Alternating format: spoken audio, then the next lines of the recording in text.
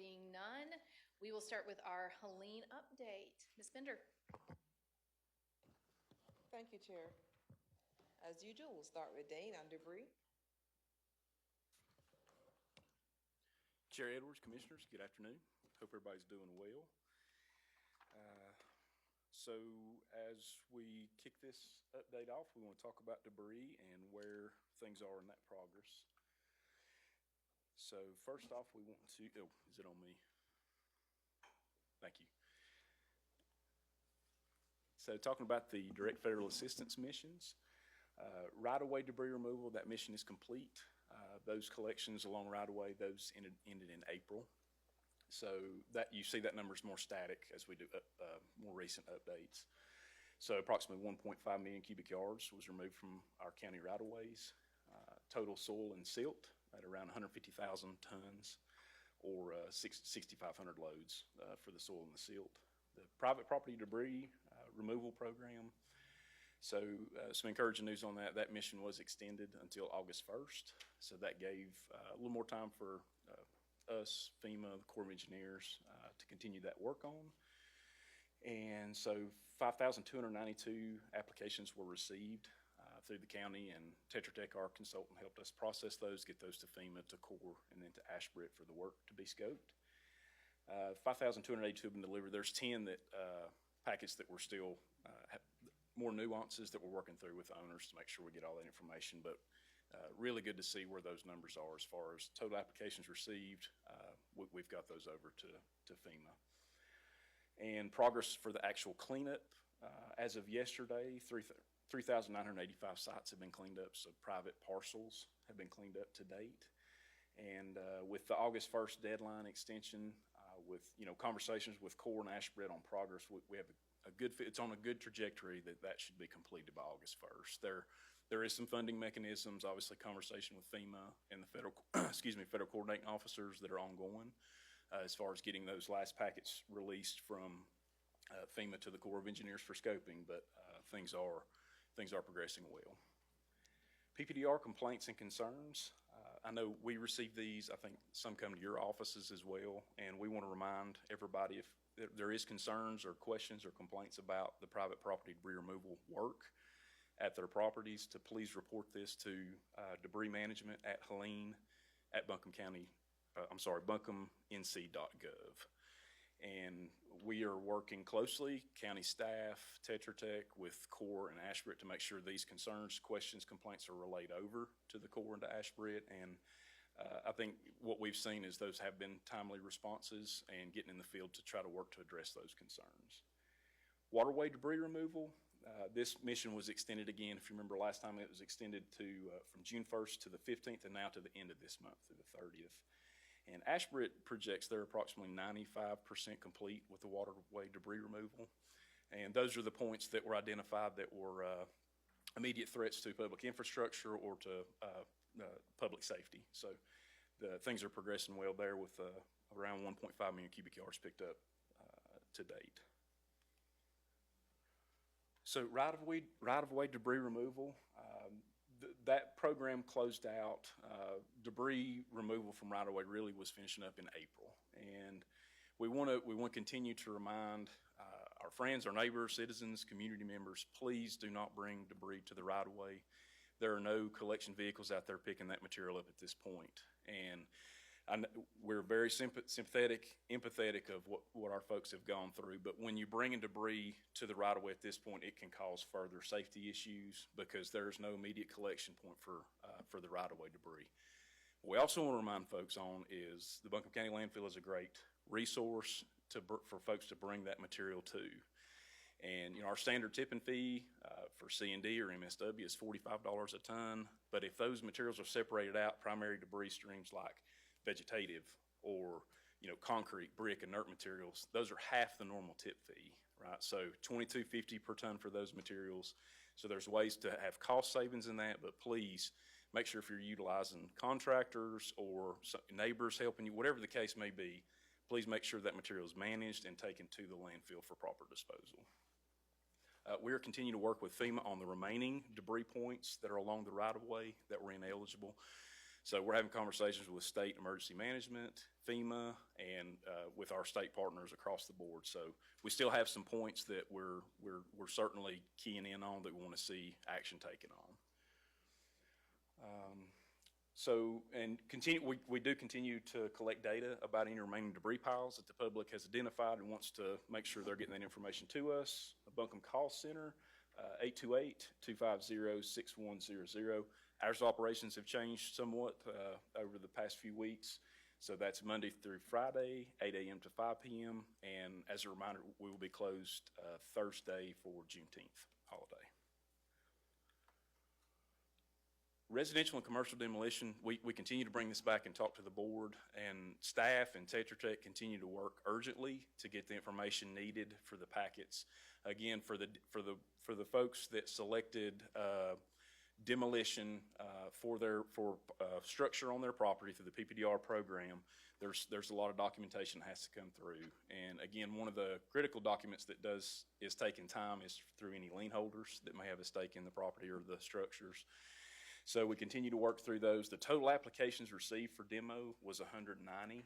And another checkpoint that these packets have to flow through is through SHPO, the state agency. So if you think about environmental historic preservation, that's a touch point. And what we're understanding is there are many of our applicants, our folks that have submitted, that do have historical or environmental sensitivities. So that does delay the review process while they're working through that and seeing what subject matter expertise is going to be needed for those cleanups. And the average review period for those is 6 to 9 weeks. So FEMA and the Corps of the 190, FEMA and the Corps have received from Buncombe County through Tetra Tech 107 demolition packets for review. Out of those packets, Buncombe County has 74 of those. The City of Asheville's 23, and the town of Black Mountain makes up 10 of those applications. And so 10 have completed the FEMA core review. So they've gone through FEMA initial review, they've gone through SHPO, and now they're essentially sitting at FEMA Federal Coordinating Officer's desk for the funding basically sign off, and then that'll go to the Corps of Engineers, which will task that to Ashford. So those first 10 are really close. And we have a debris update tomorrow with all of our partners, so we'll see where those are. And those are the high-level updates, Commissioners. I'll try to answer any questions you might have. Yes, sir. Relates to the extensions of some of these missions.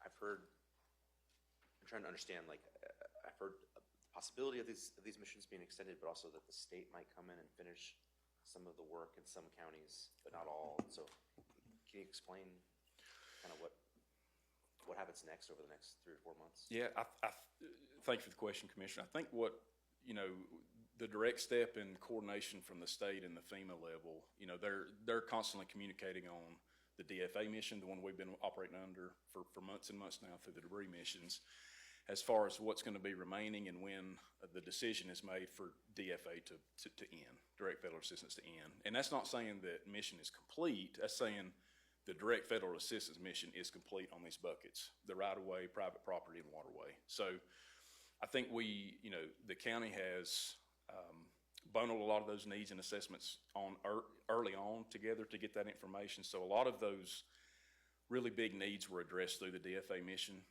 as we communicated those to FEMA. I think the conversation is when DFA is done and there's still debris work to do on these buckets, that's when the SMART program, we've talked a little bit about that, would theoretically step in and begin managing the remainder of those programs across the state, really, and finish up those eligible projects. And those will be the key. We know that, the main thing is it's got to be a threat to public health or public infrastructure. So we're continuing to have those conversations, Commissioner, as far as, understanding the timelines and the deadlines. That's critical to see, when that baton is handed off and what the needs are past DFA. But that's where those conversations are. Thank you. Yes, sir. Thank you, Chair. Thank you, Commissioners.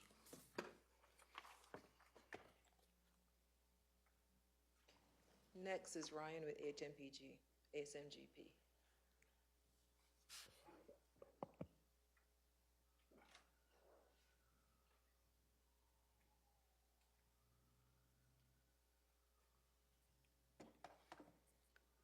Good afternoon.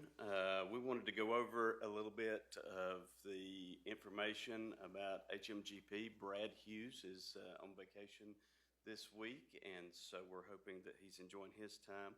A little bit of information. We have currently 337 applications. Of those 337 applications, 230, the majority, are acquisitions. 70 of those are elevation, 23 are land stabilization, 9 are mitigation reconstruction, which with that we have 5 that are slope stabilization, 9 are still interested but have not committed. And that is an increase of 18 since our last project. Wanted to go over just a little bit of the information about how this process works. So the information is submitted to FEMA. Once it is submitted to FEMA and they approve the project, then we go into the implementation phase. First, there's an RFP process that opens up for demo and removal by the state of North Carolina. Then, once the RFP closes after 30 days, the the North Carolina Emergency Management will review the proposal and select a vendor. Once they select a vendor, and usually that takes 7 days for them to do that, once they select a vendor, then the vendor award and notice to proceed is sent out with a project timeline of approximately 14 days. After that occurs, then North Carolina Emergency Management and the vendor will meet with Buncombe County. Whenever they meet with Buncombe County, we will host an informational meeting with the property owners in that specific project group, because each one of these is in different project groups. If you'll remember, we've already had 3 that's gone in so far, and we have 2 more that's kind of pending currently, which may be a larger groups as they come in. So that will allow us to answer any questions, and then the formal project phase begins, which will include a property survey, an appraisal to determine the property value 1 day prior to the storm. At this point in time, then the project proceeds forward, allowing for the property to be turned to green space in perpetuity. In HMGP, we also have infrastructure projects, 5% initiative projects, and 7% planning projects. So HMGP assists communities in reducing long-term disaster risk for residential and commercial acquisitions, elevation and mitigation reconstruction, as well as additional projects to assist the communities long-term.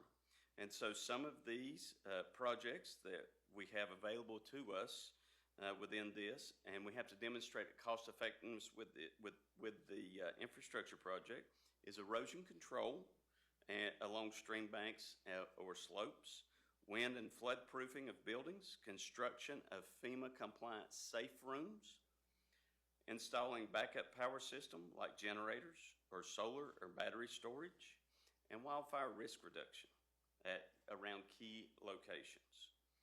5% initiative projects could be things like a warning system like sirens, emergency alert signage, hazard mapping and GIS upgrades, community education campaigns on disaster preparedness, and small-scale generators or other preparedness enhancements. For the 7% projects, this is primarily for mitigation and planning phase, such as updating our local hazard mitigation plan, risk assessments and studies, and geospatial data collection support for future mitigation. So a lot of this, with these, it allows us flexibility to not only look at structural risk, but also creative forward-thinking investments to help us with planning and preparedness.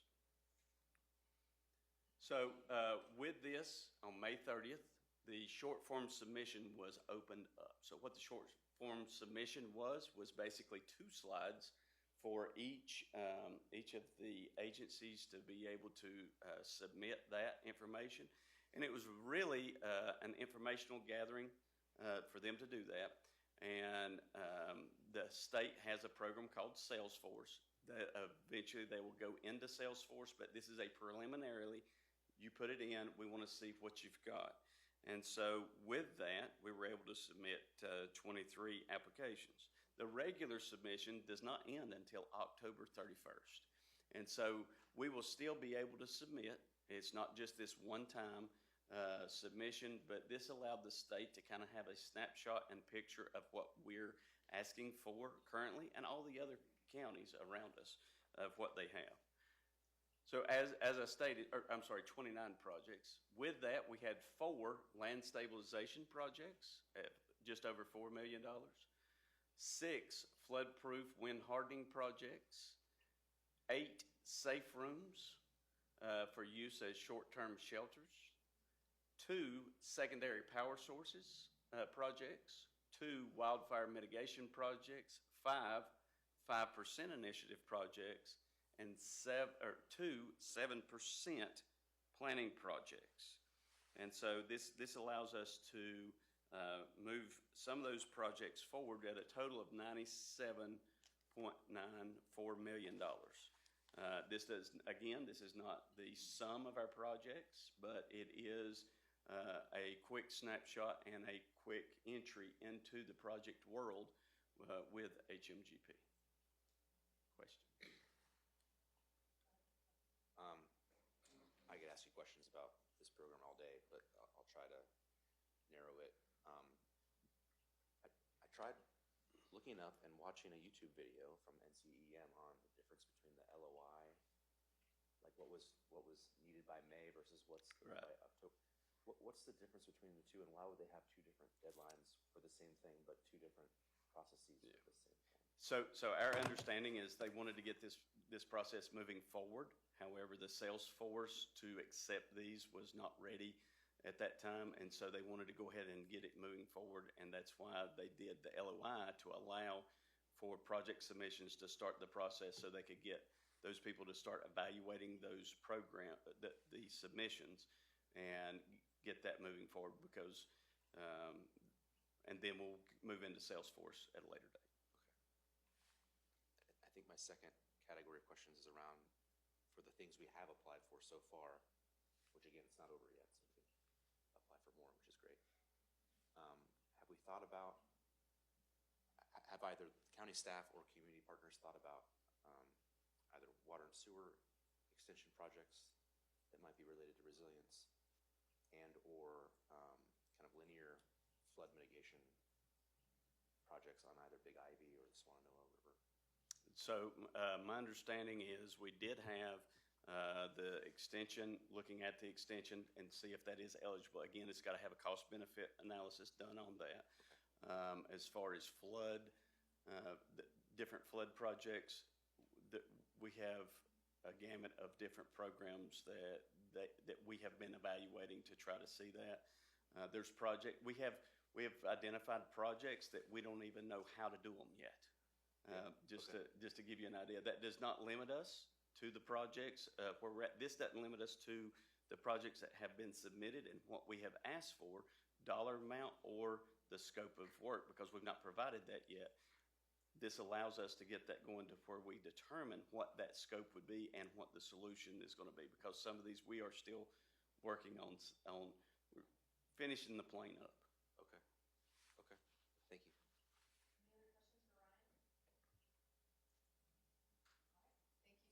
Thank you. Next is Matt Evans on fund and reimbursements.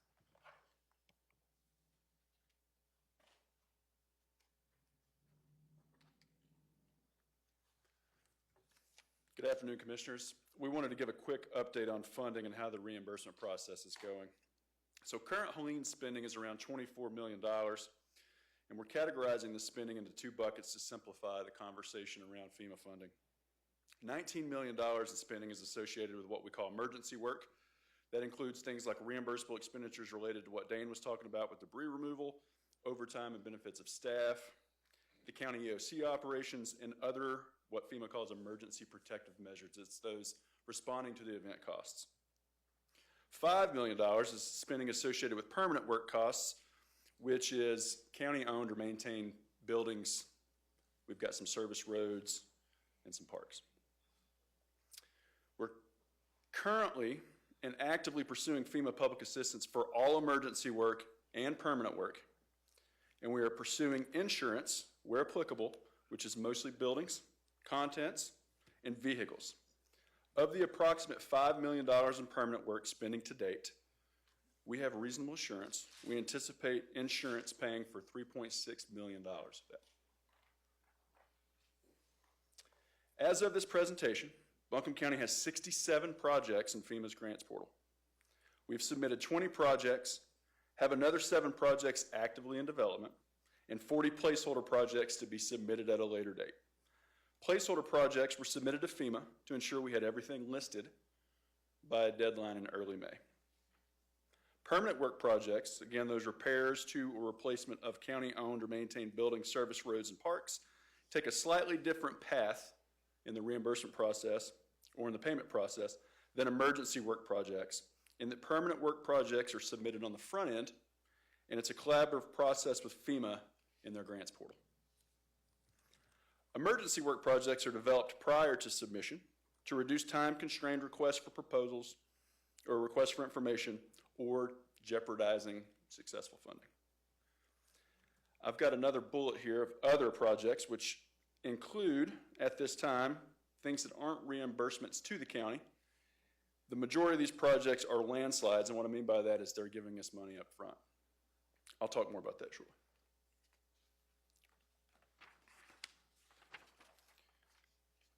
So as of this meeting, we've submitted 5 emergency work projects, included the expedited debris removal project submitted in October. So in October 24, we submitted an expedited funding request to FEMA, which was successful. And it resulted in the county receiving $34 million to be used for right-of-way debris cleanup. That's important. The scope was limited, right-of-way debris cleanup. Understanding the immense scope of our right-of-way pickup, we chose to utilize the U.S. Army Corps of Engineers, significantly lowering our financial burden related to right-of-way debris pickup. All in all, the county spent approximately $1.3 million on right-of-way debris removal before engaging the U.S. Army Corps of Engineers. FEMA and North Carolina Emergency Management would not allow us to spend any of the additional money that we had from that expedited funding on anything outside of that scope, so we've been working on sending that money back to the state. A team at Buncombe County has been working with FEMA and North Carolina Emergency Management to pilot landslide stabilizations across the county. We've submitted 2 projects for engineering work for slides at 40 McCormick, the old landfill, and the Grovemont community of Swannanoa. Depending on results from the engineering work, FEMA has stated that they will increase the amounts to cover work beyond engineering. We submitted a project to pay the county back for EOC costs related to our time in Embassy Suites and to pay ourselves back for water tankers and inmate shuttling at the detention center. The submitted project amount totals $4.6 million, $3.1 million of which are funds to pay Buncombe County back. Our team is working diligently and queuing up more projects to submit, which will be funding to pay the county back for money we've already spent. On this list is approximately $4.2 million in private property debris removal costs, approximately $900,000 related to flood damage assessments, approximately $480,000 for connectivity work, that's the ERC broadband line, $1.3 million in EOC costs through March. FEMA likes timelines, and there's a cutoff date in March that we're sticking to for certain things, and around $4 million in staff overtime and benefits. So all in all, I'm anticipating submitting approximately $11 million in addition to the amount I mentioned earlier by late July to FEMA. Again, these are funds to pay the county back. Any questions? Well, can you go back? I want you to spend a couple of seconds on that landslide pilot that you talked about, or is somebody going to cover that? I think someone's going to cover that, but I am prepared. So what's going on is we've worked with a task force with FEMA and NCEM to identify landslides across the county. So we have worked to develop 2 pilot projects that we are learning as we go with FEMA and NCEM to expand that out not only in our county but other counties. So right now it's A&E work only. Yeah. So The money that we've received so far is only for what they call soft costs. It's the geotechnical engineering. I don't know about geotechnical engineering, but it's cost to determine if the ground's still moving. So FEMA has large projects and they have small projects. We're working with the state to develop how we receive funds, but they're saying anything under $1 million we're going to get up front. What will happen is we will take those funds, do a bidding process, work with an engineer, determine if the ground's still moving. If the ground's still moving, we then work with FEMA and NCEM to expand the scope of the project to get more money. So the numbers that are represented on this screen, that 108,335 may be a portion of $700,000. The 1.3 million may be a portion of $14 million. So I think the overall takeaway of any financial update you all get is it's fluid for a while. And I know we're 9 months in, but the things change and they're actively in development.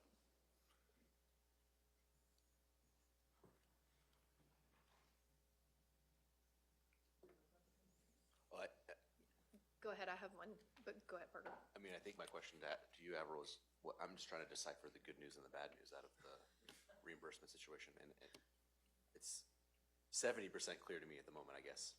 What The good news is we've submitted reimbursement request to FEMA. Okay. So we can put a pin there, because that's Okay. the good news. Okay.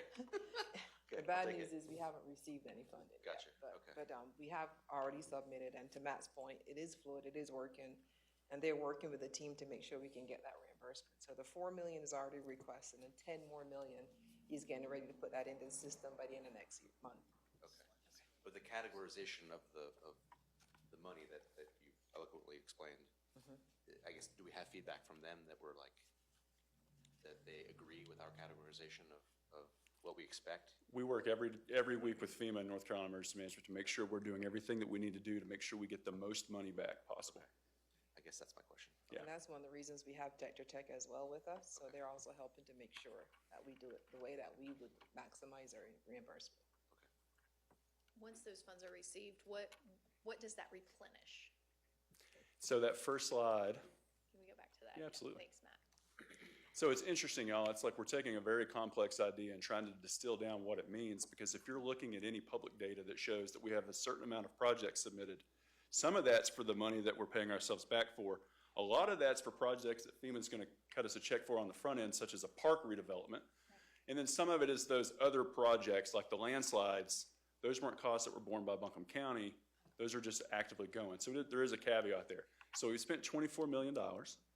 So some of that is what you would think it would be. It's the salaries of people working. There's certain parameters around that. So one of the projects I had listed on there, $4 million-ish, that's paying some of that. But all of the, I think it was around $13-14 million is paying this back right here. Got it. Yeah. Thank you for that. And it's going to be a mixture of insurance and FEMA public assistance. We've tried to be conservative and load everything into FEMA, and where insurance steps in, we'll remove those there, but they will cover things like deductibles. So, Okay, great. Are there other questions for Matt? All right, thank you. thank you. Jonathan with housing.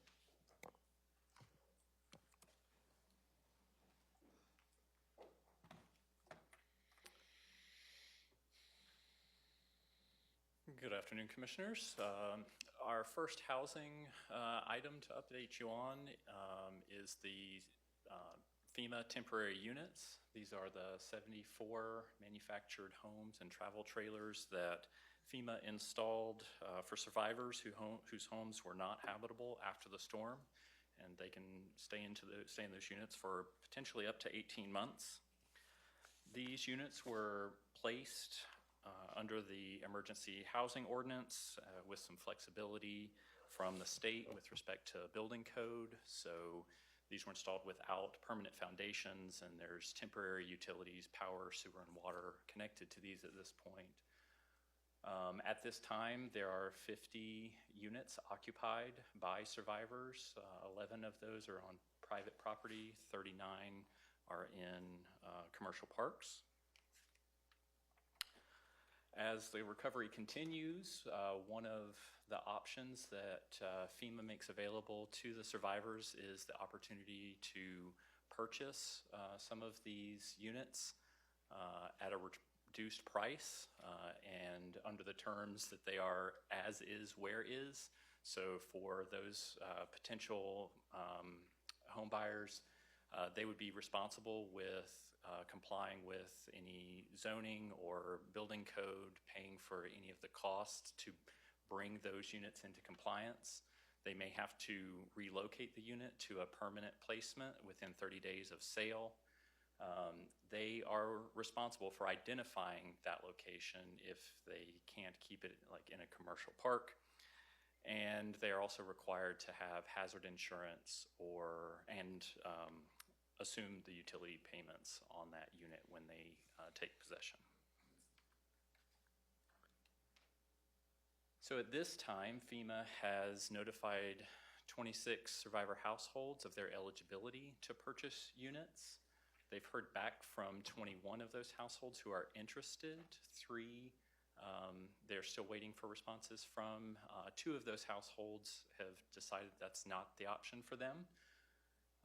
Of that 21, 18 survivor households have gone through the interview process with FEMA, looking at their documentation, at their housing plan, whether or not they will be able to take possession to purchase those units. And 6 households have received letters from FEMA indicating that they can purchase those units.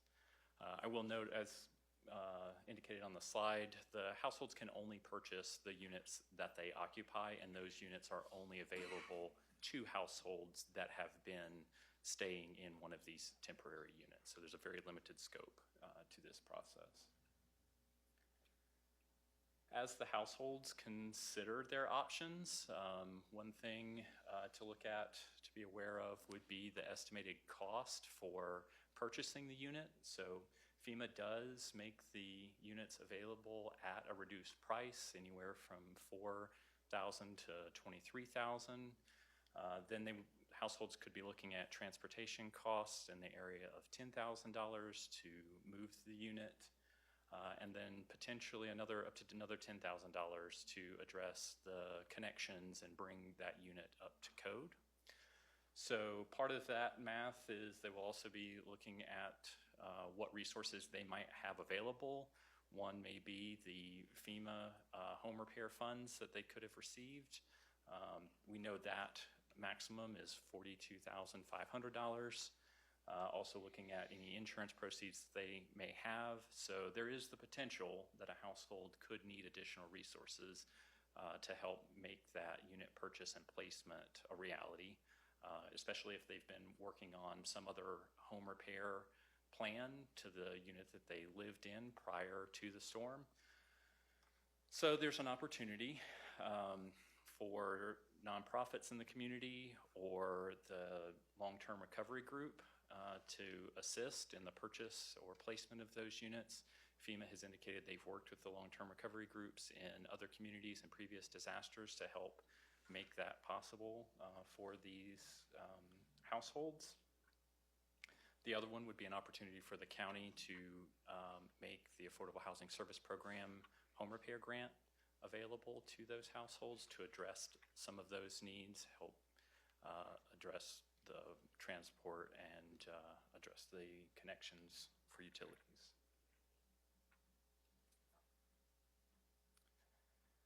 And so staff have been following FEMA's process along the way and focusing on making sure that the county is communicating the regulations and the building code requirements to these households. FEMA has agreed to send a basic letter to the households that are eligible to purchase the units to help them understand what the requirements are, and has also indicated that they will provide, through an amendment to our sharing agreement, the contact information for the households that do choose to purchase a unit so that they can connect with staff. Any of the survivors who want to reach out can contact the One Buncombe call center to be connected with staff to help address the needs on that particular unit. So I'll pause there for a moment before going to the other housing update if there are any questions. Couple quick questions. Thank you for this. So there are 11 sites that are individual units, and those are all temporary, right? all of these would be considered temporary. Because there were 39 that were in parks, so I assume those do not need to be moved if they're currently in a trailer park?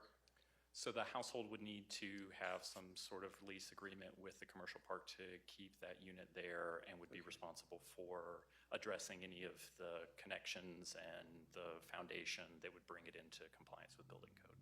Okay, so we do have units within residential trailer parks that are not up to code because they've expanded the park in some way or something like that? These were installed as quickly as possible to Right. help get folks into housing. Okay. And then I'm curious, and I've asked about this before, but for the units that are declined, or if the state has surplus that's never been offered or accepted, does the county have the ability to negotiate a price to purchase those? So FEMA does have ownership of the units that aren't transferred, and they either remove the units and sell them at auction, or they work through a process where they can be donated to a nonprofit or a unit of local government. And so that's something that could be worked out with FEMA. Okay, and I would be very curious if we as a commission would be interested in working with FEMA to negotiate having those either purchased for a good rate or donated to local nonprofits that are providing housing for folks that are facing homelessness. I think we have a unique opportunity right now to try and leverage this opportunity to get folks in homes. And then the other question there is, last question, for the County Affordable Housing Service Program and the home repair grant, do we know offhand what changes we would need to make to make that available to people to help them in this transition? Because I assume we'll probably need to do that at our next committee, Affordable Housing Committee meeting, right? I think that would be a matter of addressing in the policy the specific purpose for the home repair funds, and what those eligible costs would look like. Okay, so changing eligibility so that we can offer that to folks. Okay, I think we should maybe discuss that at our next Affordable Housing Committee, how we can utilize those funds to help people. Okay, those are my questions. Thank you so much. All right. Any other questions for Jonathan? I think my only other one is, I'm trying to think of how people in this situation can find out about their options. I would definitely encourage people to call the One Buncombe call center, but is that the only way? And are there FEMA caseworkers assigned to those kind of specific folks in those circumstances? Or? So FEMA is working, this is a FEMA program, so they're working directly with the households at this point. That's part of the reason why we've amended the sharing agreement with FEMA, is to help make sure that we can make contact with those households once they've accepted an offer.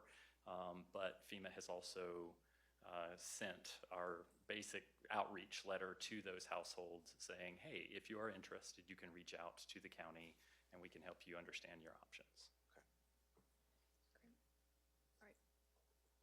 It's important to note this is not a widespread. It is for just the folks that have a house already. Right. So it's pretty targeted. Right. Yeah. Okay.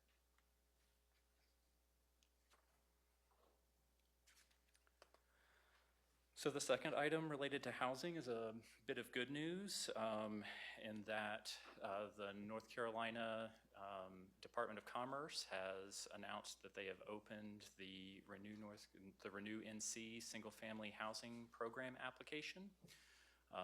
This was funded through the Community Development Block Grant Disaster Recovery Action Plan, designating a little over $860 million for owner-occupied home repairs.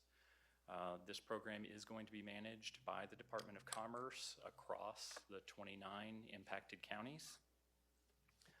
The activities under this program focus on repairing, rebuilding, and replacing single-family homes. This includes both stick-built and manufactured homes. Looking at the eligibility, the damages on any of the homes must have been a result of Helene. The applicants for the program must have owned and occupied the home when the storm hit. and the applicants must be income qualified based on HUD's income limits. The program will have priority on various income levels, specifically at households that are below 60% AMI, the next group from 60 to 80% AMI, and then households from 100% or 80% AMI up to 120% area median income, as well as having a characteristic, specifically those households that have seniors that are over the age of 62, children under the age of 18, or individuals in the home who have disabilities.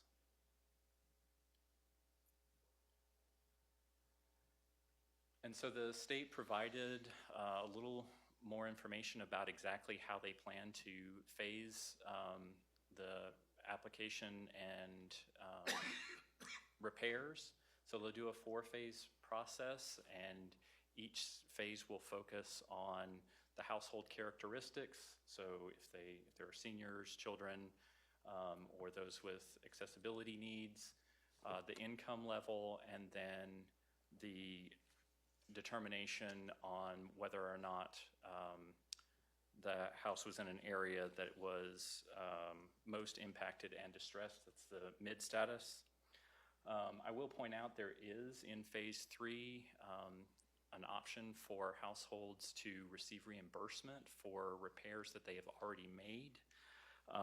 This will be a little more complicated than the program, the earlier phases of the program, as the state will need to do a determination on what repairs have already been completed, what kind of documentation is available on those repairs, and then how does that comply with any of the federal requirements, because these are CDBG funds made available through HUD. It's a quick overview of what applicant households would expect in the process. So the initial steps will be applying for assistance and having their case reviewed for eligibility. Then there will be a site visit to determine what damages occurred at the home and what would be required to repair that, do any kind of environmental assessment. Homeowners that are awarded funds would then sign a grant agreement to receive the repairs, and then the North Carolina Department of Commerce would work with the homeowner to coordinate the construction, handle permitting, and conduct those repairs.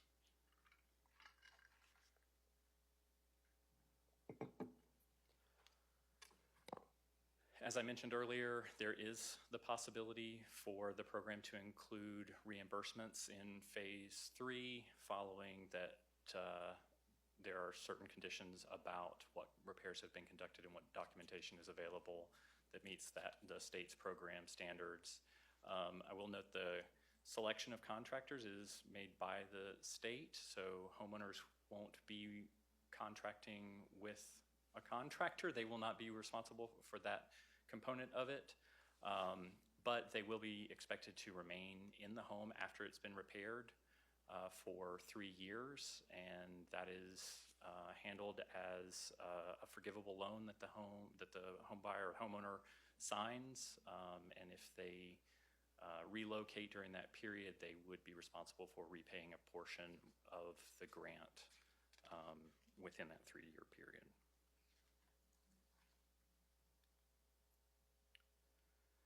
So the application actually opened yesterday. Residents are encouraged to apply even if they don't necessarily fall into one of the eligibility categories that were listed. They can access that application at www.renewnc.org. They can also download the mobile app, Renew NC Housing Program. They can apply over the phone at 888-791-0207, and they can also visit the Helene Resource Center at 94 Cox Avenue, so where the tax department office used to be. With that, take any questions. Any further questions for Jonathan? Yes. I've got one, of course. Obviously, one of the eligible expenses here for this program that I know isn't ours, but is to build someone a brand new single-family home from scratch. And so I see and I understand folks have to prove where they used to live and the damage and what happened to them and their income. But does an applicant have to build a new home on that property, or can they find different property? Can they put it on their cousin's land? Can they go out and get a loan and buy vacant land? You know what I mean? I don't know if the state has provided any detail on that. There is an option for the home to be replaced if damages are too severe. So that would likely occur at the same location. But we can definitely look into that and see if there are any other details as they release more guidance about the program. Because I guess the site conditions of the property may be part of the cause of the damage to begin with, right? So I guess that's why I asked. So, okay. We'll need to look into that specific question because I believe this was mostly about repairs. Right. But if the repairs are too extensive, then we need to get the answer because this does not conflict with HMPG, which is a buyout Right. or an elevation, right, or reconstruction. So we'll need to get some more details on that one. Okay. Thank you. Are there other questions? All right. I just want to make sure Yes. that we prepared these slides so that you can then take them and share with constituents and get the message out as far and wide. We know we had over 12,000 homes that were damaged. So if there's a way that you can actually reshare this, that will be helpful as well. And of course, people can come to Helene Recovery Center on Cox Avenue to speak to a FEMA person for any of these housing programs that we talked about. We can do it. Do you have another question? I think I have one more. You mentioned a category or a later phase for folks to get reimbursed for expenditures they may be already expended. And that's not the priority, I guess, based on the program's parameters. But if someone like sees this right now, should they go ahead and apply for that right away? Or how should that kind of person think about this? So this application launched yesterday. Staff reached out to the state and had some preliminary conversation asking similar questions. Okay. They encouraged residents to go ahead and apply, understanding that if they are seeking reimbursement, to hang on to their receipts. Also, if the household is eligible for reimbursement, they may need to stop work temporarily while the state does an assessment on the home to determine what repairs are necessary, what repairs are eligible, and make sure everything is in compliance there. So they definitely encouraged getting the message out into the community and making sure that folks apply. Great. All right. Thank you, Jonathan. Raphael with an update on landslides.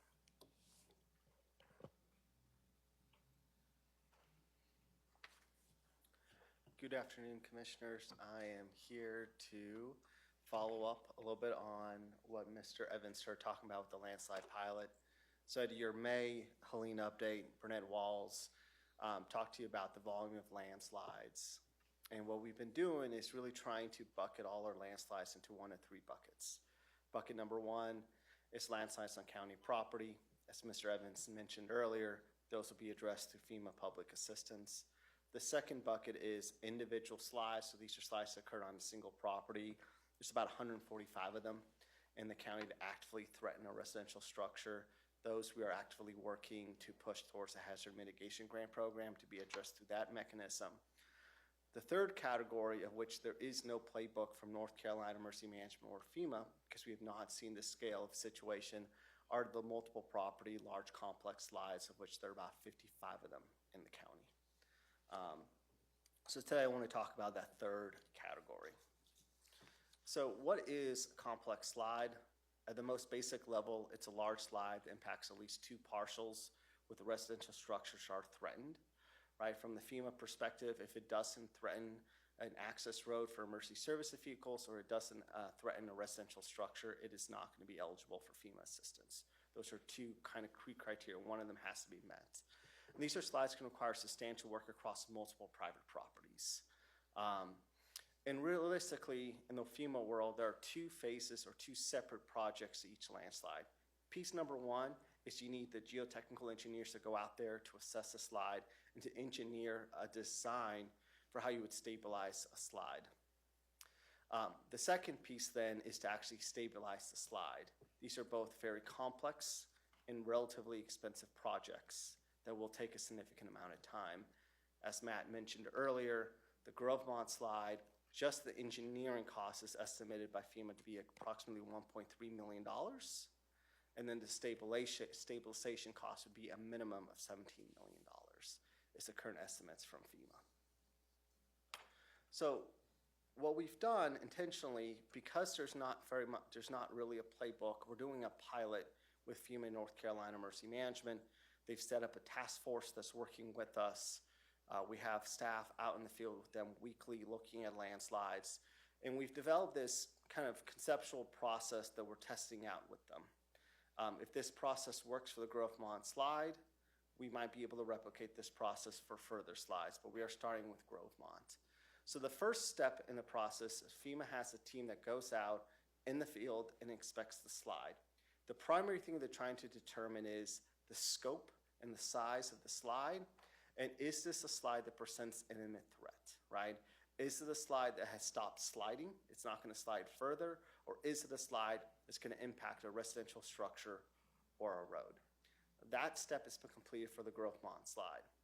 They then take that information and they have a team of folks from around the federal government that look at all the information and they scope out what would the engineering look like for this? What kind of scope of engineering work needs to be happened? And they try to figure out what is the general scope of cost. What do they estimate this will cost? So in the Grovemont slide of $1.3 million for engineering, and then they do some basic math to estimate using some formulas they have how much the construction could potentially cost. Once that step is complete, FEMA then obligates the funding to North Carolina Emergency Management. They send the money to North Carolina Emergency Management. That's where the process currently is. The next steps, which are the steps that have never really happened before, are the ones we're trying to work through. The next step is to define the advanced funding process of North Carolina Emergency Management and get a written agreement. What this means is historically, if you had a landslide, you might have one or two landslides. Generally, the local government would do the first steps. The money would be sitting in the state. The local government would do the project, and then as they do the project, they get reimbursed the money. That's your standard process. But when you're talking about the extent of money, the cash flow challenges of the county, and the volume of projects, that is not a viable option in this situation. It's not an option that we can take on. So we are working in partnership with North Carolina Emergency Management to develop a process where they would advance us some of that money to allow us to start doing the work and to minimize, to the extent possible, the financial risk and liability the county would face. Once that agreement is done, we then would have the opportunity to release a request for qualifications for an engineer to come on board. Once we select an engineer, then North Carolina Emergency Management would advance us that agreed upon project funding. We would then use the engineering firm to do the work. And once the work is done, North Carolina Emergency Management would give us the remaining money. At the end of this, we have an engineered design of how to stabilize the slope. We have not done any construction. We've not brought any construction contractors on board. We would then work internally with FEMA and with North Carolina Emergency Management to identify, to assess the design that's been presented, look at the funding viability of this option, and if we decide to proceed further, we would restart this process with the construction. And we'd have to do this for every project. So with that, I am happy to take any questions. Are there any questions? All right, thank you, Raphael.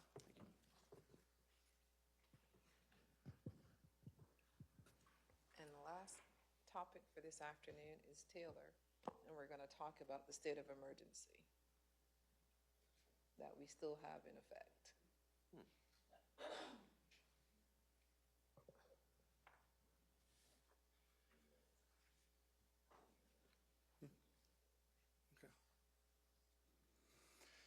So folks, it has been 264 days ago when on September the 25th of 2024, the Buncombe County Board of Commissioners declared a state of emergency in anticipation of Tropical Storm Helene's impact to Buncombe County.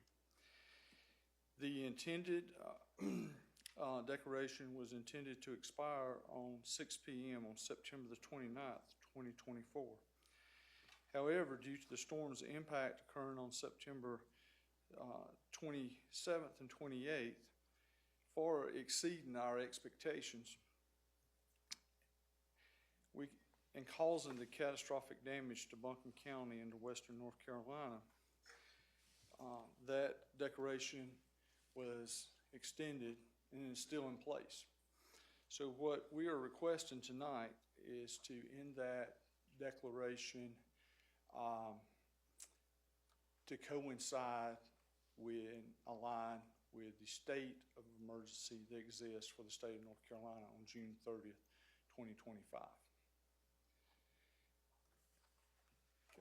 So Commissioners, your board meeting tonight, that action is on your consent agenda, and normally the chair would just sign that, but we wanted to take the moment because this was such an event for Buncombe County. We actually created a video to share our journey. So if Nick will put the video on, it is 7 minutes, and we just want you to see where we've been.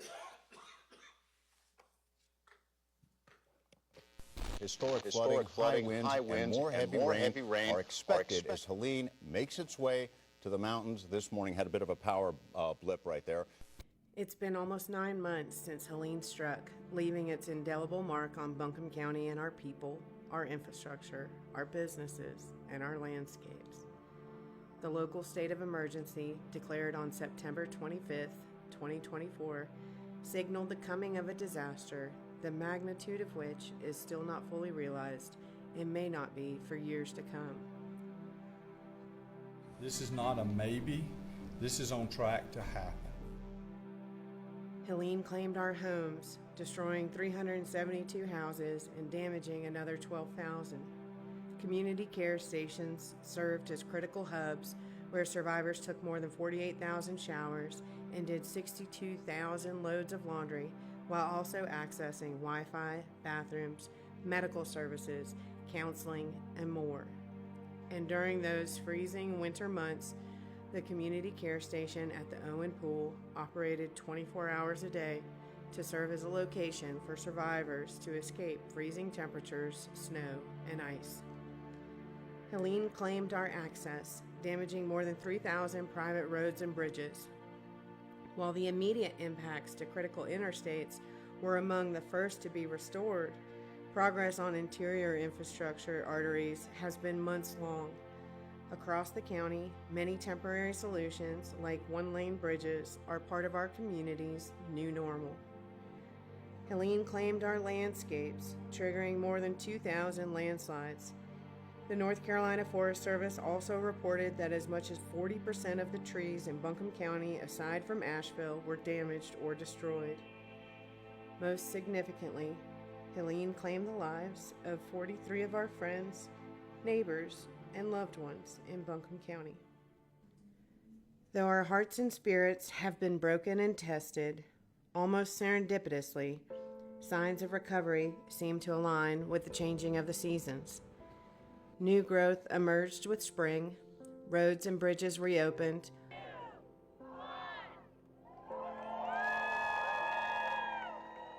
all public schools resumed normal water usage. 1,500 Helene-related building permit applications have been filed, and to date, more than 3 million cubic yards of debris have been collected from roadsides and rivers. Storm-related economic impacts have been exacerbated by larger national economic uncertainties, and unemployment in the county remains among the highest in the state. Through Mountain BizWorks' Asheville Buncombe Rebuilding Together grants, 137 small businesses received more than $1.5 million, and the Community Foundation of Western North Carolina has distributed $34 million. The American Red Cross gave out almost $3 million in financial assistance, And at the same time, the Small Business Administration distributed $153 million to homeowners, businesses, and nonprofits. FEMA distributed more than $1.8 million to survivors through individual assistance, and North Carolina distributed more than $2 million in disaster energy assistance and $156,000 in disaster rental assistance. And across Western North Carolina, Dogwood Health Trust has invested more than $70 million in relief efforts. At the Helene Resource Center, which opened at the beginning of April, survivors continue to get one-on-one support from FEMA, North Carolina Disaster Case Management, and county staff as they navigate recovery. 325 potential applicants have been identified for the Emergency Watershed Protection Program, which could stabilize more than 11 miles of stream banks. 900 residents have applied for help with private roads and bridges, and 329 survivors have applied for the Hazard Mitigation Grant Program, with 216 of those being for acquisition, 74 for structural elevation, and 24 for slope stabilization. With no existing blueprint for addressing the incredible volume of landslides, staff have been working with geologists, North Carolina Emergency Management, and FEMA to develop a pilot program to assess the threats that more than 145 unique slides pose to 246 residential properties. 55 of those slides impact 2 or more properties, making it all the more imperative to identify funding and resources, not just for Buncombe County, but to support all the counties in Western North Carolina impacted by landslides. All county pools have reopened for the summer, and incredibly, 7 Buncombe County parks have also reopened. Damage at Swannanoa's Owen Park is estimated in the millions of dollars, but the first step of progress has started. The request for qualifications for design services for the park's redevelopment has now closed. A team will now review candidates and select a designer. The community will help guide the planning and design, and the project will also include plans for future resilience. At the same time, work on the Swannanoa Small Area Plan has started, as the steering committee forms of Swannanoa survivors, business owners, and supporters. Planning department staff are building the foundation of the land use plan ahead of a community-powered design charrette in Swannanoa this winter. Guiding overall long-term recovery planning, more than 2,600 Buncombe County community members provided input through the Envision Buncombe process. To ensure the voices of our survivors are centered as we move forward, this input will also guide the Swannanoa Small Area Plan, Parks Master Plan, and the strategic plan processes. On June 4th, Buncombe County stood down its Emergency Operations Center, officially moving from emergency response to recovery. County staff, along with federal, state, and local partners, are prioritizing economic revitalization, housing, infrastructure, debris management, health and social services, and natural and cultural resources to chart a robust and resilient future for Buncombe County. As the state of emergency comes to a close, we honor the community we were before we experienced the deadliest, costliest disaster to strike our area, and we honor the community that we've become. 2 things can be true. Our hearts can be both broken and hopeful at the same time, and our collective experiences are at the center of our path of recovery in Buncombe County.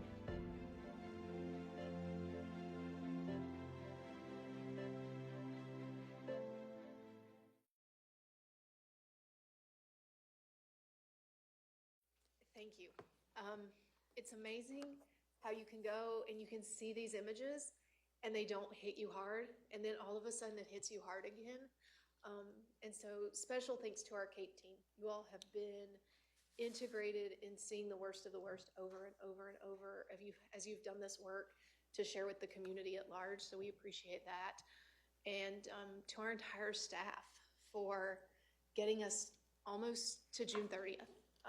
We're where we are because of each one of you, and I am forever grateful for that. So thank you for sharing this, and I love those words. 2 things can be true. We can be heartbroken and hopeful at the same time. And for jumping in the pool with their clothes on. you know? That's right, that's right. Thank you all. And Dr. Armstrong, I'm sorry you have to follow that video, but you are up next with a Southside Healing Space presentation.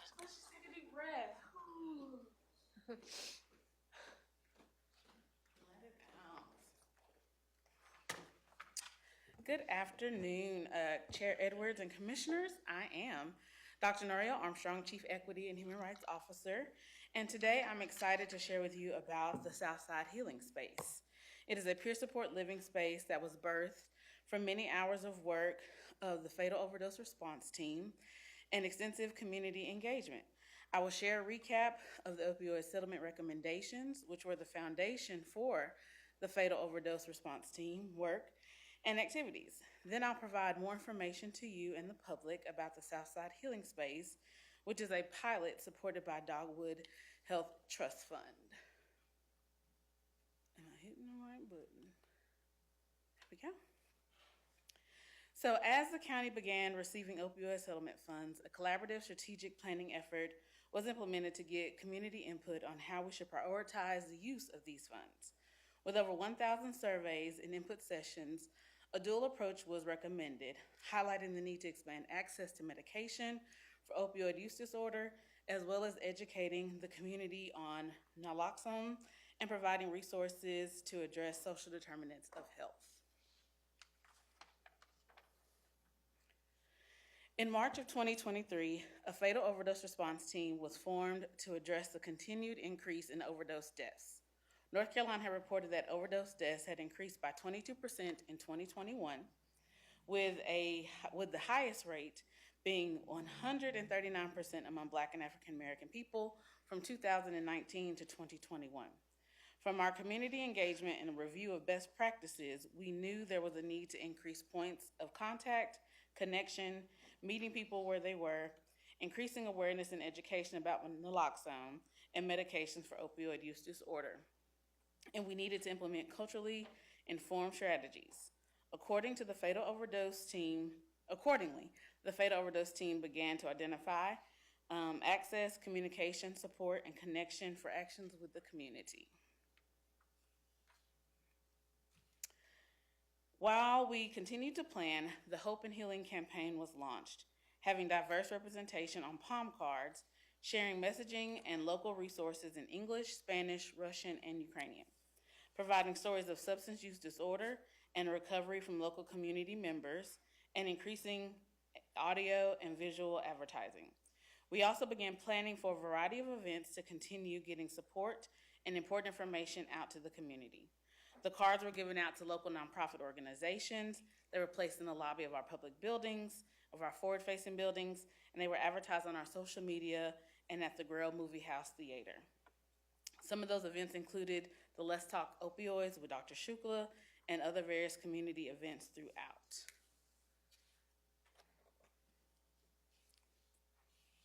We began to brainstorm with community partners to identify more tangible solutions in generating partners and gathering partners together. We explored the best funding available options.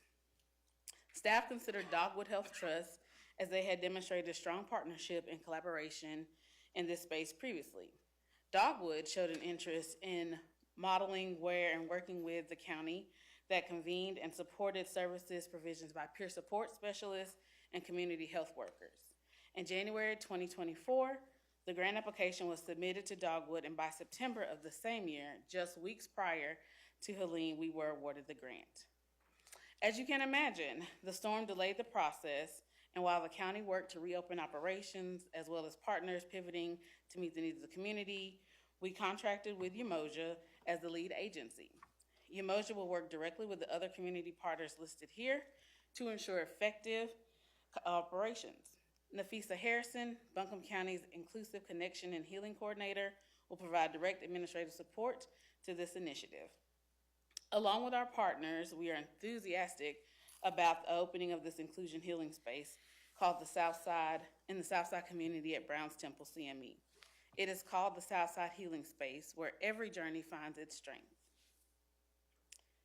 Which will be a safe place for individuals to seek support, resources, and mutual aid while continuing to combat negative stereotypes and stigma around mental health and substance use and recovery.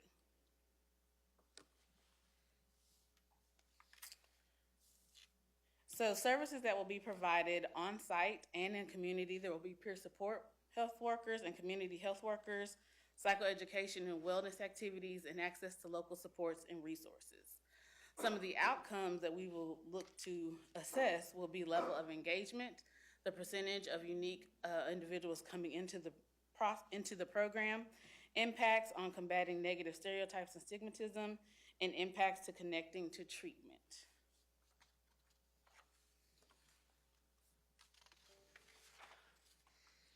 We know that due to Helene, our community has experienced increased levels of trauma. And as we move into recovery, having a healing space will be critical in ensuring that some of our most vulnerable community members have access to these important resources. The soft opening will be on June 24th from 5:30 to 7 p.m. with normal days of operation Mondays, Wednesdays, and Fridays from 10 to 6. The soft opening is the opportunity to gather feedback, assess any issues in a low-pressure environment. This will allow us to make any adjustments to ensure effective service delivery and a successful grand opening late summer. We'll also be providing quarterly updates to Dogwood Health and Trust on our success indicators and one-year staff reports to this board of our progress and success indicators. Open for discussion or questions. Are there any questions for Dr. Nell? This is exciting to see come into fruition, and we'll look forward to hearing more. And good luck on the soft opening. Thank you so much. Thanks. We appreciate the good work. Thank you. We are excited about it as well. All right. Jeremiah Leroy is making his way to us for the Helene Recovery Plan update. Hello, Jeremiah. Hey. I am just going to also thank Dr. No for being in between that video and me, because I needed a minute to gather myself. So I'm feeling a lot better, ready to talk to you guys about our recovery plan. So I actually have a lot more time than I expected. Sometimes the Helene update goes really long, so I'm excited I don't have to blow through these first 5 slides in a minute just to get to what I want to talk about. Recovery plan. Why do we do it, and what's our approach to it? A recovery plan is a way for us to essentially put pen to paper to say what's important for us to accomplish in our recovery, right? It's pretty straightforward. It's very project focused and names very specific projects that are in alignment with our existing priorities, from things like our strategic plan, our comprehensive plan, and of course, we're approaching this in a way that we're doing it collaboratively with our cities and towns so that we can all, be a part of this process, but of course giving them the independent authority to approve their own projects and fund their own projects and go their own way with it. But it does, it does speak to the collaborative nature of our cities and towns. And frankly, this was a community-wide disaster, and so there are a lot of overlapping projects too. So we'll take the opportunities to work together where we can. In terms of the development itself, obviously in spring and summer, we're going to talk a lot about the community engagement and Vision Buncombe survey today, getting board feedback today, project submission and evaluation. We've been asking our subject matter experts for months now to submit projects to us. What are your ideas? What do we need to be doing?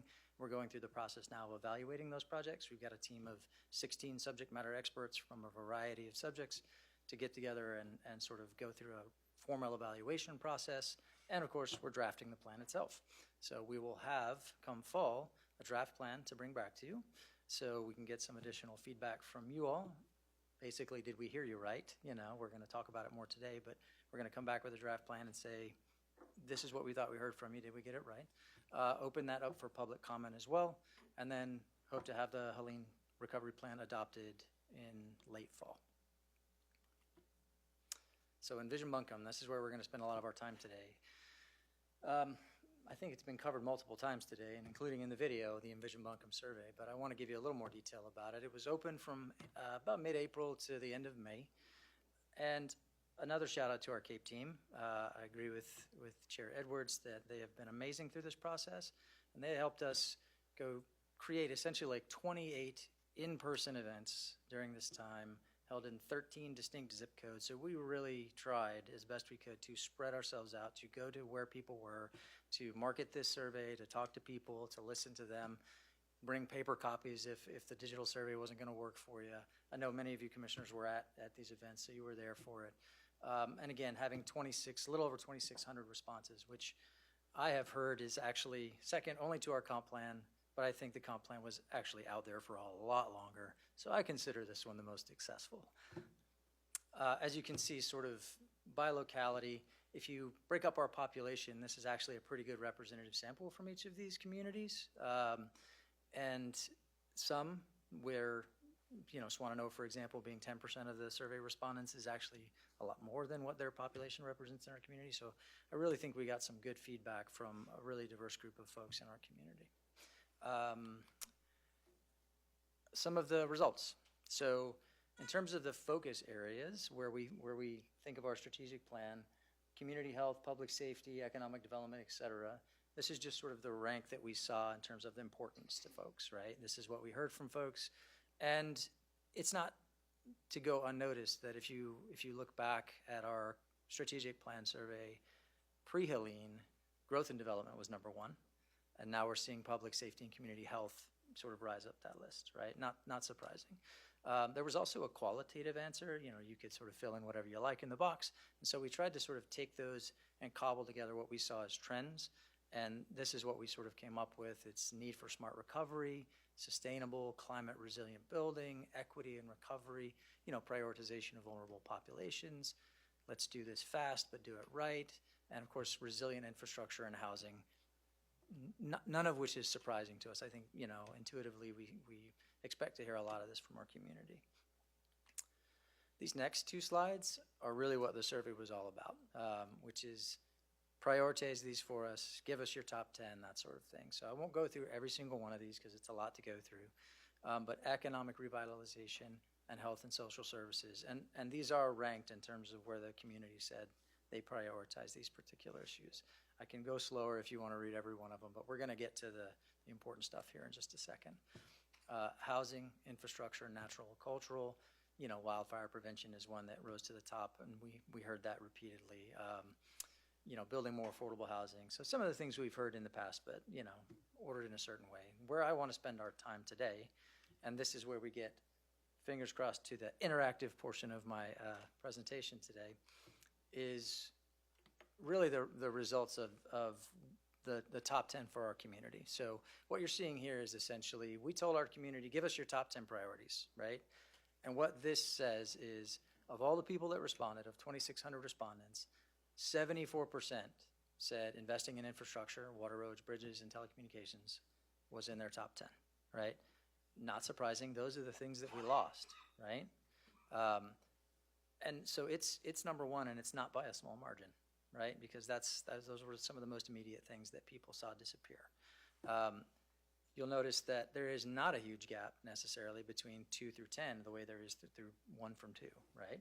So I think what you're seeing is that all of these things have a high level of importance, but this was the top 10 aggregated.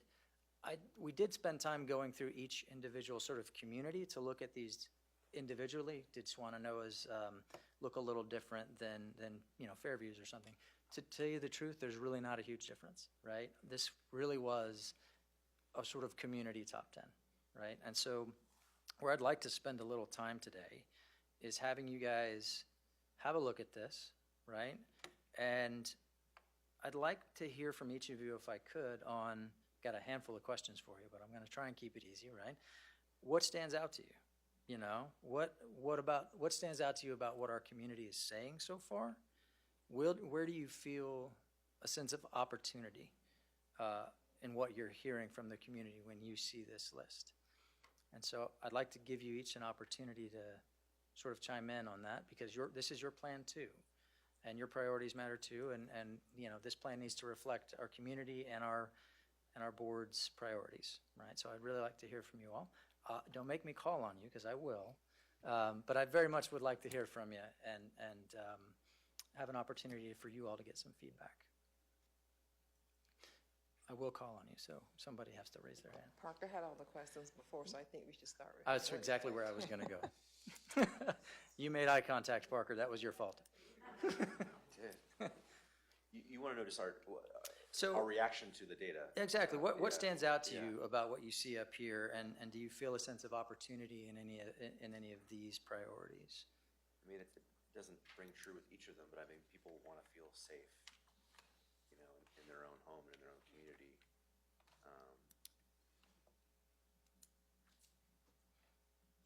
Is there a difference in your head between number 4 and number 7? Like, I guess one is protecting property, the other is managing Mother Nature. Is that how I should think about it? Yeah, I think that's right. Okay. That's right. Floodplain management is pretty comprehensive. Preserving flood-prone property from development is a very specific sort of, this is something again, if you talk to the community out in Swanano, you're going to hear that theme a lot. That's kind of how it ended up in the survey to begin with. Yeah. Is there anything missing, right? Is there anything you assumed would be here that's not? Yeah, I'm not surprised by these, but I am surprised that something around economic revitalization, economic development did not make its way into this, specifically when we think about where our unemployment numbers are. Understood. We'll take notes for you so you can focus. Understood. Thanks. I think seeing disaster preparedness and resiliency investments is a key component as we move forward. I know I'm not fully, I'm moving back to the question you asked previously, Sure. Jeremiah. Please. But I think as we think about our emergency management, I think as we have talked about resiliency projects, an emergency operations center, putting those projects off, we now have an opportunity to address that need as part of our resiliency and being prepared for what comes next, not the if, but the when. Yeah, absolutely. Given the results that you see up here in front of you, what do you want to make sure that recovery planners, as we're putting this together, hear from you and build into this plan as we continue to move forward?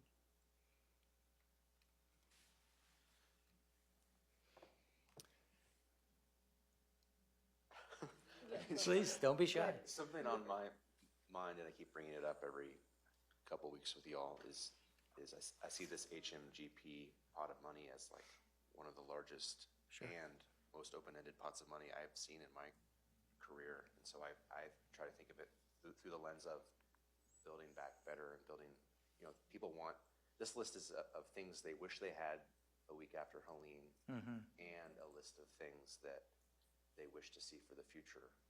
And so I guess I think about building back better and more resiliently. So building our parks back so they're awesome, but also so they're more resilient. All right, so that they can withstand Yeah. whatever the next event might be. Yeah. Yeah, understood. Understood.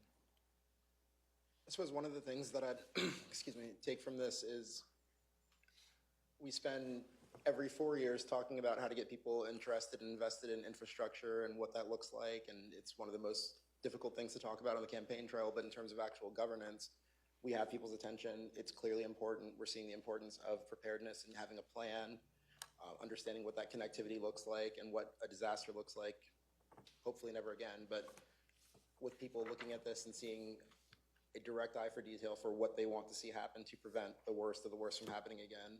Maybe just kind of being transparent as we go and sharing this is how this specific effort is going to prevent whatever concern it is, right? If it was not being able to reach family because the roads were not appropriately addressed, or there wasn't a plan for what roads were going to be available at what time, that's something that people want to know about. And I think having some kind of, here's the problem, here's how we're fixing it, transparency as we go will help people feel that investment and continued sense of urgency to keep talking about infrastructure, because that is not the sexiest word in the world. But it's something people think a lot about now, that's for sure. Well, I think an important piece of that is to keep this in the forefront of our community's mind over, I know we just passed a budget 2 weeks ago, but I'm already thinking about next year, and that many of these priorities should be guiding our budget decisions moving into FY '27 budget planning. But I think the larger community is going to need to continually be reminded of this as we start to make those decisions. Absolutely. And this I'm is sorry. like, I think we mentioned it a couple of times, but recovery project specific versus Yes. strategic plan. So Correct. This is all, this information we got would also help to direct our strategic planning efforts. But to your point, when we move into budget conversations, we should be thinking about our strategic plan and making sure our money goes where we say our priorities are. Exactly. Well, to that point, that's interesting because I don't, there's no, as best I can tell, line item where we say, like, this is our pot of money that we're going to use to fix in response. That would be great.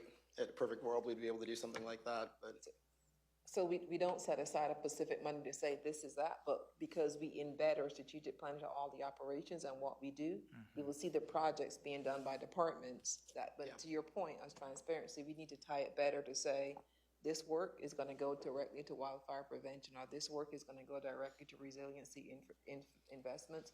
But we don't set aside just a pot of money and said, okay, this is that. But we wanna make sure that everything we do in Buncombe County lines up with our strategic plan. So we can do a better job of tying them so you can see which project is going directly to which priority. But I don't wanna have a set aside pot of money. no, Well, it should I be guess embedded. what I was saying was that it will help people understand why we take the planning that we do, because Right. there, I think people are looking for some abstract number there as opposed to looking at our ability to respond to any number of things that come up. This is a hurricane, but there's any number of issues that come up, public safety wise, infrastructure wise, and being able to tie that back is Right. And- kind of what I was getting at. And we've done that with our last strategic plan. Every budget session, you will see it broken out by the 5 pillars, all the money that was going. But we'd like to make sure that whatever staff is doing is tied to that plan. So we'll make sure we do that going forward as well. Commissioner Wells, I don't want to put you on the spot. I just want to catch you up really quickly, though. We're really just trying to have a quick discussion on general thoughts on, this is the results of the Envision Buncombe survey. Sort of the community's top 10, if you will, in terms of the types of projects they're interested in, their priorities. I can speak for myself when I say that the project side of things is what I get sort of really excited about, right? Obviously, this was a horrible thing that happened to us, but when I try and look at the glasses half full, I think of all of the opportunity presented. Parker, for example, HMGP is a huge pot of money, and it can do a number of things for us, right? There are opportunities within that pot of money that we can do things we may not have ever been able to dream of doing before, right? And that gets me very excited about, again, the sustainability guy wanting to build resilience into, public facilities, for example. So I'm hoping to hear from you what you're excited about, right? What opportunities do you see when you look at this and think, this is an exciting opportunity for our community? What I see through this, I think about when I became a commissioner 9 years ago. I think about what we've been through since then. But one thing holds true, except I didn't see enough about the economy in there, economic development. But the people we represent are asking for one thing. It's the one thing that follows through all of this, and that's quality of life. We can't lose track of that. They were concerned about it before, now, and they're concerned about where we go with it in the future. And that's got to be the underlying factor of everything that we do. How do you describe quality of life, and what do you hear specifically when you say quality of life? Everything, it's housing, education, the infrastructure, everything that we do. Okay. Thank you. We can't lose track of that. That's what the bottom line is. I think of that the way I did when I was in banking. It was all bottom line, what the people want. And I think that's what we need. We can't lose track of that. And sometimes I think we can get in our silos, and we do lose track of that. I think it's fairly reflective of what I hear when I'm out in the community. I read through it and I appreciated that and what you sent us. You kind of broke it down by some of the areas because I was curious to see that breakdown as well. One of them that does just really strike me, and based on what we're hearing and partly what we heard down in Raleigh, food security, I think the survey was done before we found out they were canceling HOP. So, and I'm hearing so much more about that now. So I'm certainly glad that it was elevated and made it in here. My sense is that we would have heard a lot more about that had those announcements been made prior to this. Yeah, fair point. Yeah. Fair point.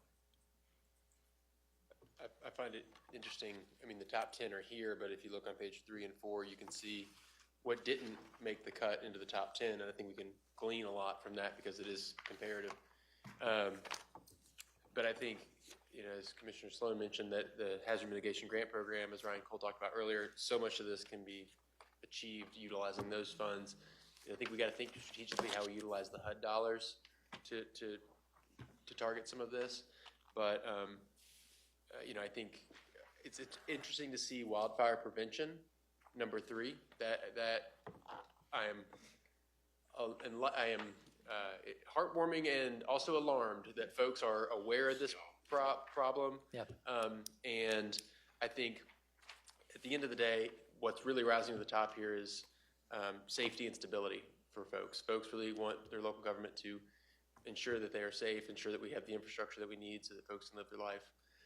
And I think that as we look at that safety piece, looking at the after-action reports, looking at what happened and gleaning the lessons we can, because our emergency response had a massive stress test, and we can look back and say, what went well, what can we invest even more in to be prepared for the next storm or the next wildfire, whatever it may be. So really keeping that focus on safety, stability is key.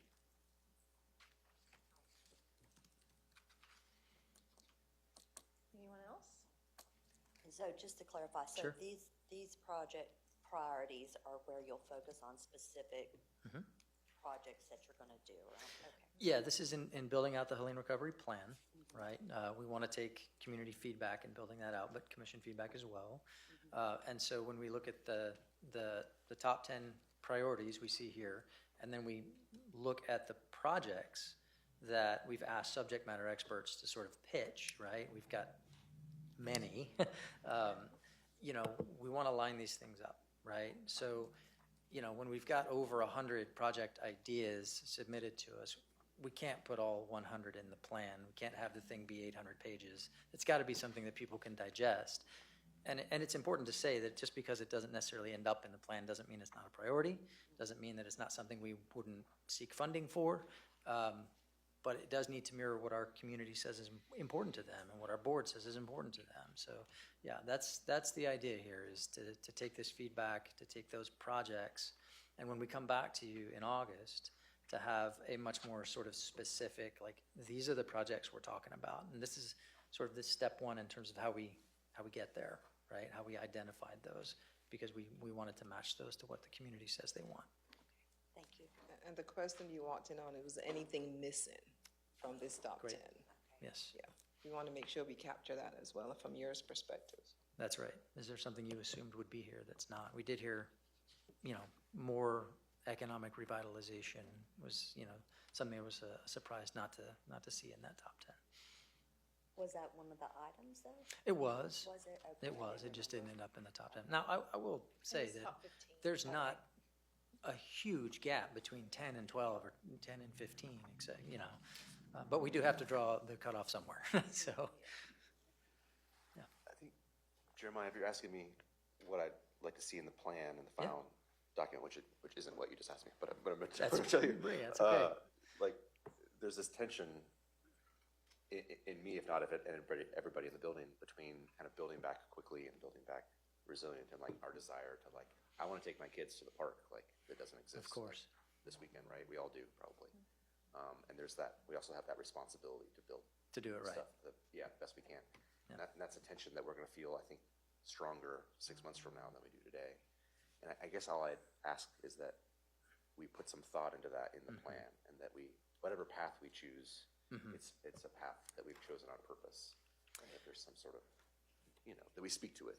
Yeah. I feel like that was alluded to in number 7 a little bit, as well as resiliency investments. So number 7 is, I think people were trying to say that a little bit in number 7. Okay. And I will tell you from a project perspective, you know, the way we'll design this plan, each sort of project will have its own page, if you will. And we do have a goal to sort of try to set expectations in terms of, is this a near-term, sort of medium-term, or more of a long-term potential project? Because as you said, some of these projects, I might be retired by the time they're finished. Some of this stuff is going to take time, not just because it's a complex project, but because we want to do it right. So I think you make a really good point, and our hope is to set those expectations in the plan. Well, I appreciate it. Thank you very much for your feedback today, and you know, we're around if you need us, and we'll be back in August to bring you some more concrete ideas and a little more you know, examples of actual projects that are going to end up in the plan, and I look forward to talking to you then. Jeremiah, thanks for walking us through this, giving us the opportunity to add some additional input. We'll look forward to seeing you again in August with some more news and work. Sounds good. Appreciate it. All right, commissioners, we've come to, yes, to the end of this agenda. We do have time, I believe, to move into our closed session. We have a need for that this afternoon. Mr. Euler, Yes. would you like to share more information? And we can Oh, yes, stay- Avril, I'm sorry. We can stay here before you go into it. If you want, we can stay here, or we can go upstairs, your choice. What's the I board, was gonna say stay we could here? go upstairs, but I think for the sake of time, we can just stay here. Stay here, okay. Yeah, let's do that. Oh. Go into closed session. Yeah. So I need a motion, to ask the Board of Commissioners go into closed session for the following reasons. To consult with an attorney employed or retained by a public body in order to preserve the attorney-client privilege between the attorney and the public body, which is hereby acknowledged to receive legal advice regarding executive orders, 14151, 14173, and 14287. There will be no formal action taken at this time. The other reason that we need to go into closed session is to establish or to instruct the public body staff or negotiating agents concerning the position taken by or on behalf of the public body in negotiating the price or other material terms of a contract regarding the purchase of real property. Thank you. So moved on all of those numbers. All right, so I heard Commissioner Whitesides. I'm going to say more second. We are in closed session. We will adjourn from there for our 5 o'clock.